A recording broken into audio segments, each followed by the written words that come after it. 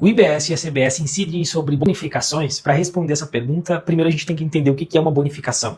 E depois a gente tem que entender a diferença entre a alíquota específica e a alíquota do valor. Vamos fazer isso nesse vídeo. Primeiro, o que é uma bonificação? Uma bonificação basicamente é quando o fornecedor ele dá mais produtos em forma de desconto. Tá? Então eu vou lá e compro, por exemplo, do meu fornecedor 1000 canetas.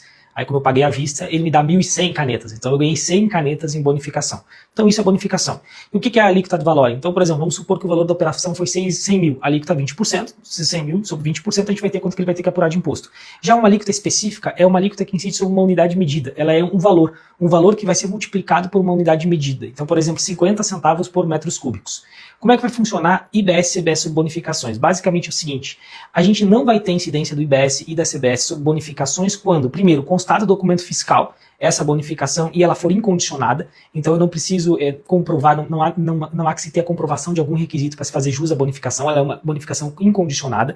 E segundo, a alíquota tem que ser ad valorem, ela não pode ser uma alíquota específica. Se for uma alíquota específica, vai incidir IBS ou CBS sobre bonificação. Então se a gente tivesse, por exemplo, se a alíquota da caneta fosse específica, fosse X centavos por unidade de caneta vendida, a gente não, ainda que a bonificação fosse a título incondicionado, a gente não poderia ter a não incidência do IBS e CBS nessa hipótese. Então esses dois requisitos, uma vez observados esses dois requisitos, forem incondicionados e a alíquota for ad valorem, que é o que acontece com a maioria das bonificações, com a maioria dos produtos, a gente não vai ter incidência do IBS e da CBS sobre bonificações, está lá no artigo 5º da lei complementar que acabou de ser aprovada.